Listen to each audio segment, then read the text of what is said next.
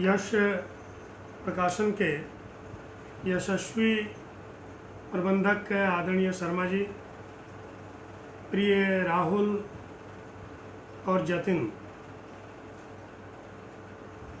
Corona काल में यश प्रकाशन के माध्यम से प्रतिदिन किसी न किसी विषय पर चर्चा रखी गई है।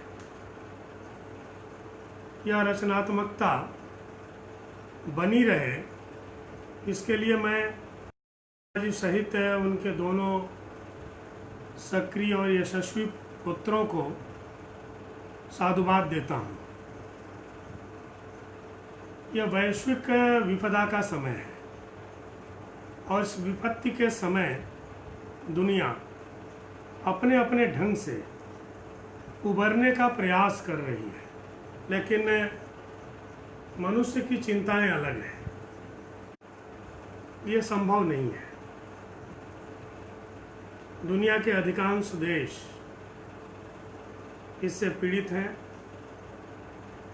विश्व की महाशक्ति सहित महाशक्तियाँ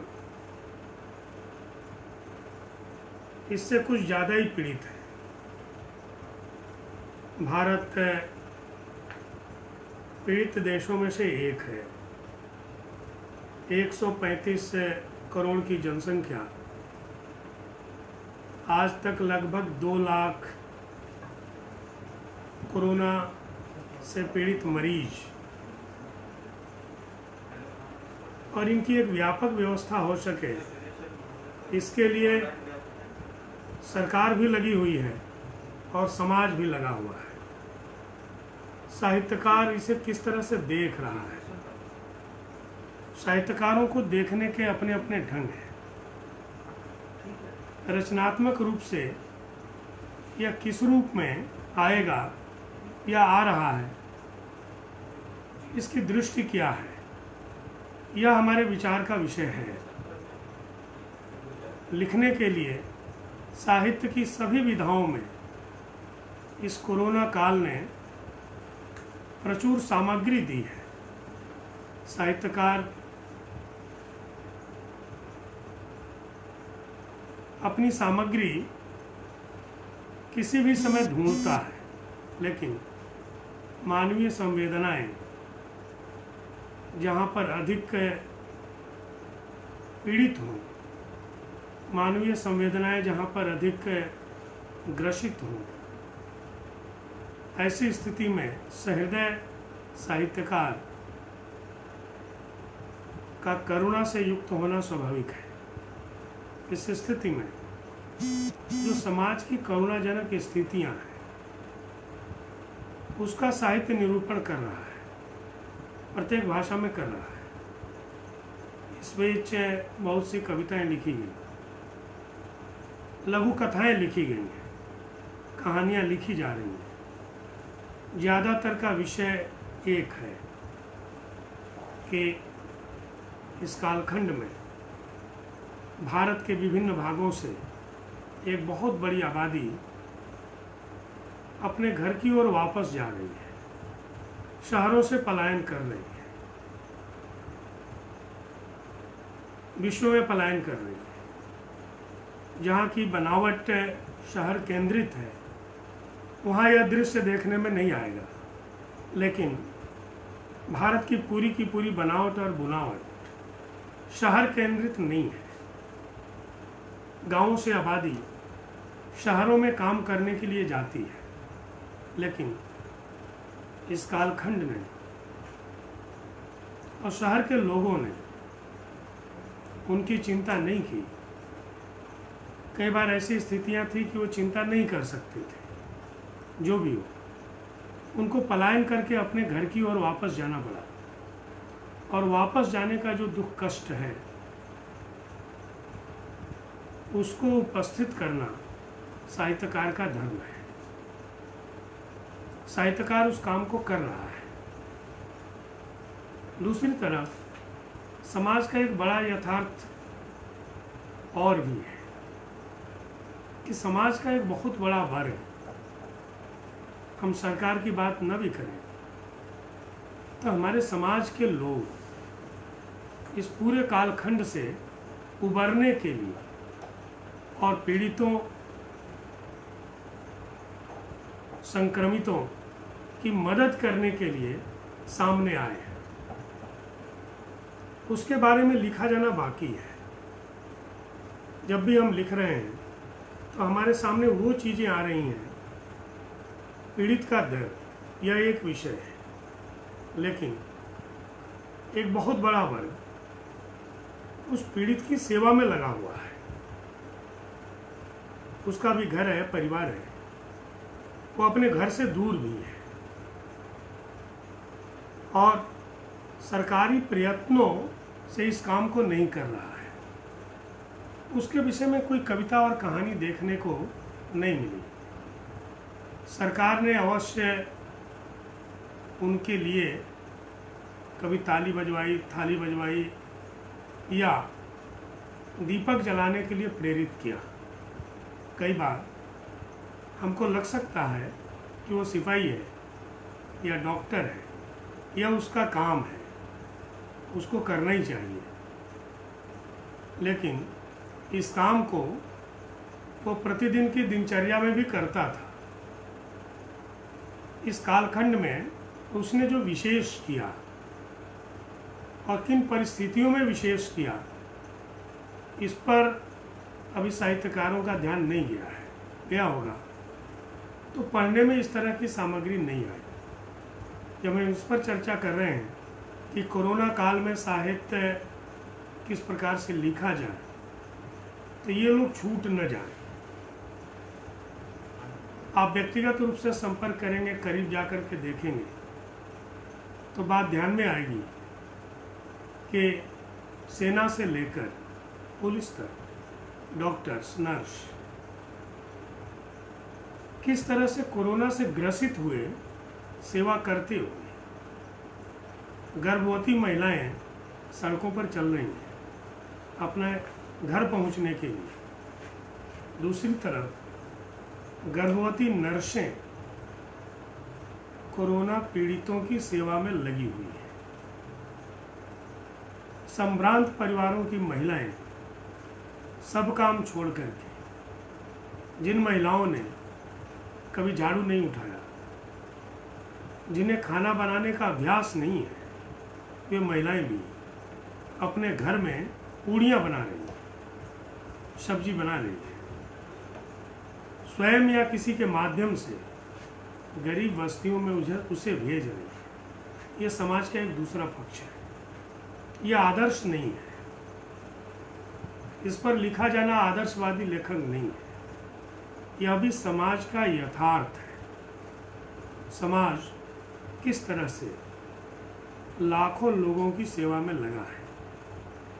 जब हम पता करेंगे तो हमें मालूम होगा कि समाज में ऐसे बहुत से लोग हैं जिन लोगों ने पिछले 2-3 वर्षों में मंदिरों में कोई पैसा नहीं चढ़ाया। कुछ ऐसे लोग मिलेंगे जो कभी मंदिर नहीं गए। समाज में एक बहुत बड़ा वर्ग ऐसा भी मिलेगा जिन लोगों ने कभी किसी को दान नहीं दिया।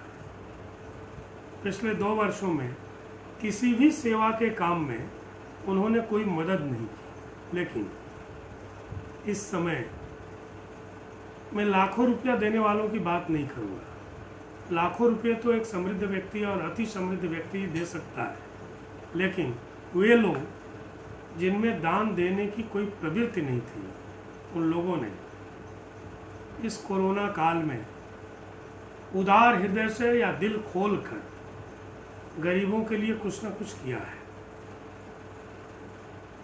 हमारे ध्यान में ऐसे बहुत से लोग हैं जिन लोगों ने सब्जियों की व्यवस्था की है, दूध की व्यवस्था की है। एक बहुत बड़ी संख्या उन महिलाओं की है जिनके पति और बच्चे बहुत अच्छी स्थिति में हैं।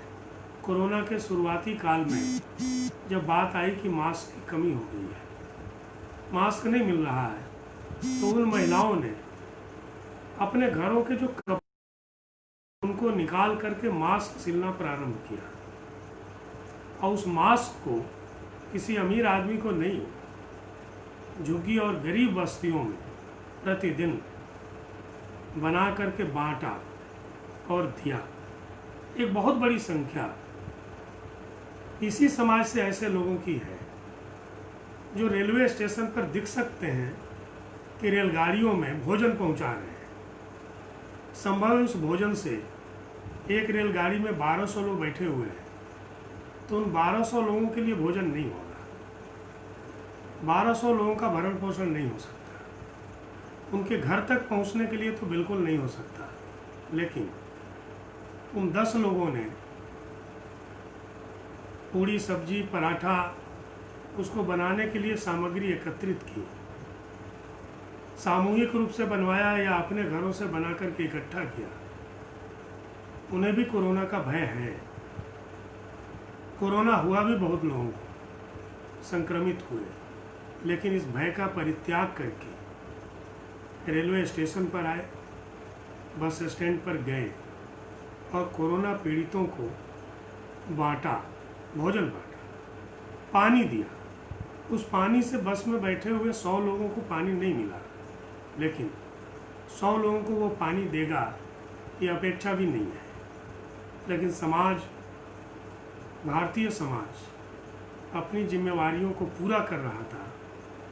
हमें याद आता है कि राम जब पुल बना रहे थे समुद्र के ऊपर, तो एक गिलहरी बार बार समुद्र में डुबकी लगाती थी, रेत में लौटती थी और समुद्र में पत्थरों के ऊपर उस रेत को झाड़ रही थी। एक बंदर ने उस गिलहरी को उठाया और दूर फेंक दिया।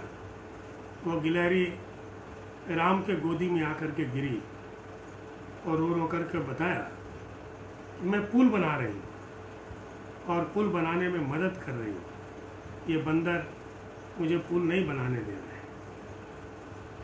मैं सुबह से शाम तक पानी में डुबकी लगाती हूँ, रेत में लौटती हूँ और उस रेत को पुल के ऊपर जा कर के झाड़ती हूँ। राम ने अपने हाथों से उस गिलहरी के ऊपर सहलाया। कहते हैं कि गिलहरी के ऊपर जो निशान है वे राम की उंगलियां हैं। ये कहानी मिथ हो सकती है, कहानी का संदेश बड़ा है कि आपत्ति की स्थिति में, विपत्ति की स्थिति में उसको याद करना एक विषय है। उसको याद किया ही जा रहा है, इसलिए उसको मैंने चर्चा के केंद्र में नहीं रखा। लेकिन में जो हाथ मदद के लिए उठे और अपने को संकट में डाल करके उठे, उनको याद करना जरूरी है। उनको याद करना इसलिए जरूरी है कि समाज की आस्था न डिगे, समाज को ये न लगे कि जो मदद करता है, जो सहायता के लिए जाता है, समाज उसको याद नहीं करता, साहित्यकार उसको याद नहीं करते। साहित्यकार हमेशा उसको याद करते हैं जो घायल का फोटो खींचता है। घायल को खून देना एक बड़ा काम है। बस से दुर्घटना हो गई, उस दुर्घटना के पश्चात 50 लोग किसी अस्पताल में ले जाए गए। दुर्घटनाग्रस्त लोगों का जिसने फोटो खींचा, समाज तक पहुंचाया, वो बड़ी बात है। लेकिन दुर्घटनाग्रस्त व्यक्ति को उठा करके जो अस्पताल ले गया, उसके लिए खून की व्यवस्था की, भोजन की व्यवस्था की, उसकी देखरेख की, वह कम महत्वपूर्ण नहीं है। हमारे लेखन के केंद्र में वह व्यक्ति आता है क्या? वह समाज आ रहा है क्या? वे डॉक्टर आ रहे हैं क्या? जिन लोगों ने प्लाज्मा की व्यवस्था की और अन्य तमाम व्यवस्थाएं, जिन लोगों ने आधी रात को दुकान खोल करके दवाइयाँ दी। कई बार हमारे मन में आता है कि दवा का दुकानदार दवाई दिया तो क्या किया? दवा नहीं भी मिलती है, वो नहीं भी खोल सकता है। उसे भय है कि हमारी दुकान पर 10-20 लोग आए हैं, दुकान को लूट सकते हैं। हमारी जो दवा जा रही है वो नकली और असली के घेरे में आ सकती है, अविश्वसनीय हो सकती है, अन्य दवाइयाँ ली जा सकती हैं, लेकिन वो बड़ा काम है। केवल और केवल हम उसको नौकरी से जोड़ करके, ये डॉक्टर की नौकरी है, ये पुलिस की नौकरी है, ये नर्स की नौकरी है। और इस कोरोना काल में देश में सारी व्यवस्थाएं चल रही हैं। जो लोग नौकरियों में हैं उनको सैलरी मिली है, पेंशन उनके खाते में गई है, उसकी व्यवस्था हुई है। तमाम कार्यालयों में लोग कोरोना से ग्रसित हुए। इसके बावजूद 135 करोड़ लोगों के लिए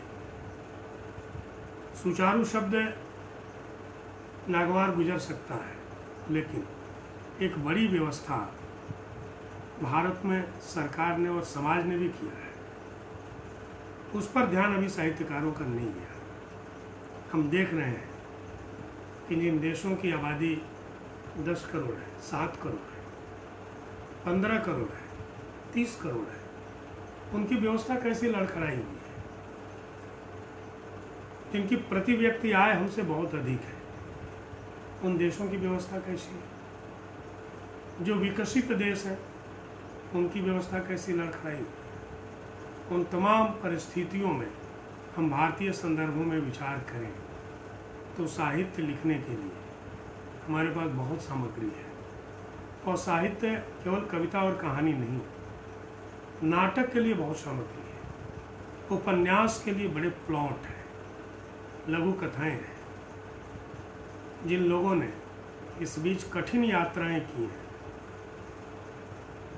यात्रा करने वाले ज़्यादातर तो मजदूर हैं, लेकिन एक बहुत बड़ी संख्या ऐसी है जो अपने परिवार को पीड़ित देखकर, किसी संकट में देखकर, किन्हीं कारणों से टुकड़ों टुकड़ों में बड़ी लंबी यात्राएं की हैं। वे पढ़े लिखे लोग हैं, उनके लिए बड़े यात्रा वृतांत है, संस्मरण है। हम में से कई लोग प्रतिदिन डायरियां लिख रहे हैं। डायरी लेखन और कैसे लिखा जाए उसकी सूचनाएं, जो अखबारी सूचनाएं हैं, जो पत्रकारिता का काम है, क्या वही साहित्यिक डायरी है? यदि इससे अलग हमारी साहित्यिक डायरी बन रही है तो हमारे आधार अलग हैं।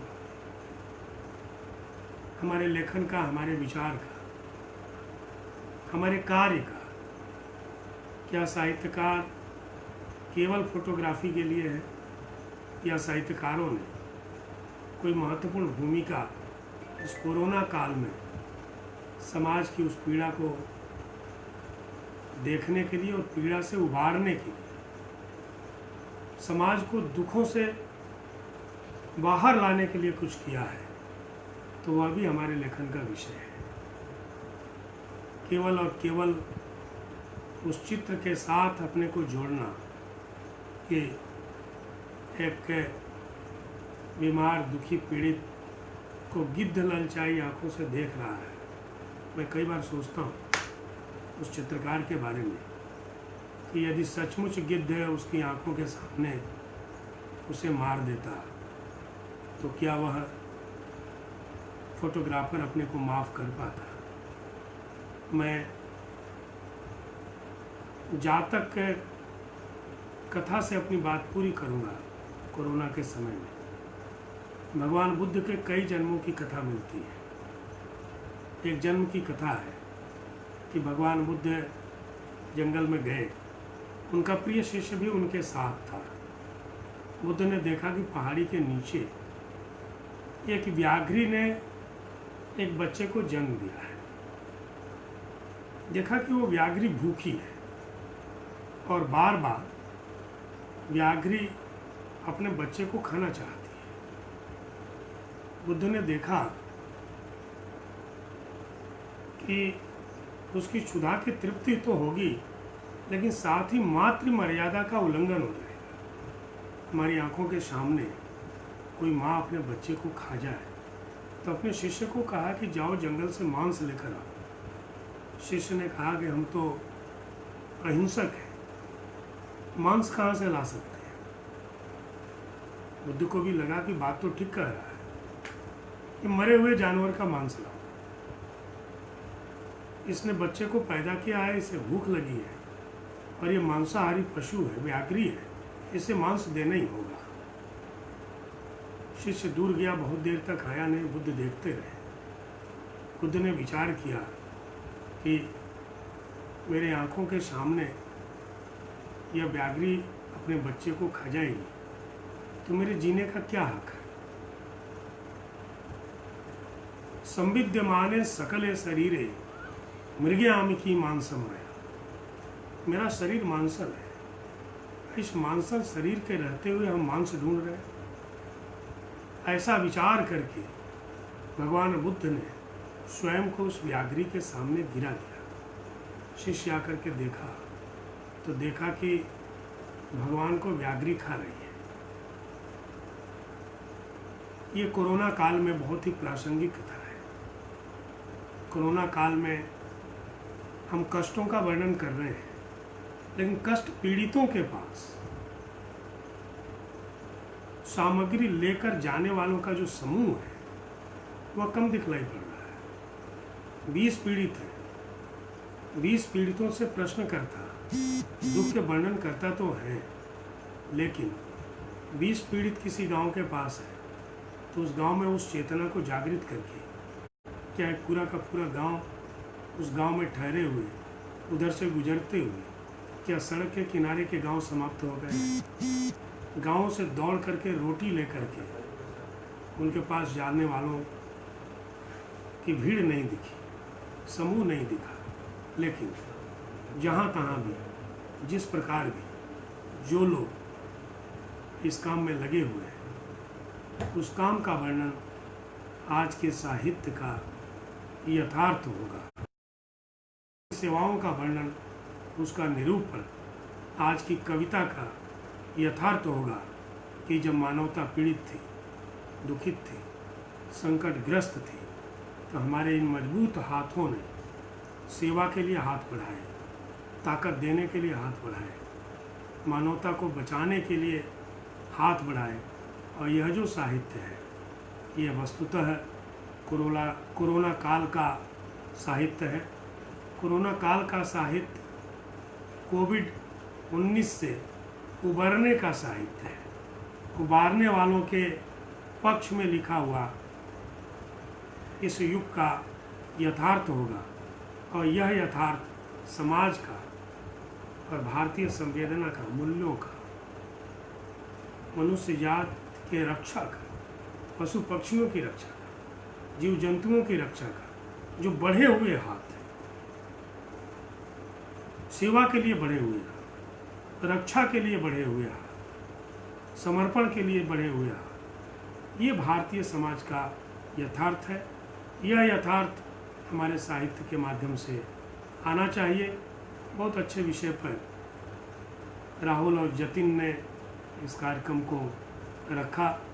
मैं शर्मा जी सहित यश प्रकाशन को धन्यवाद देता हूं और आपने वक्ता के रूप में आज चुना, बहुत बहुत धन्यवाद।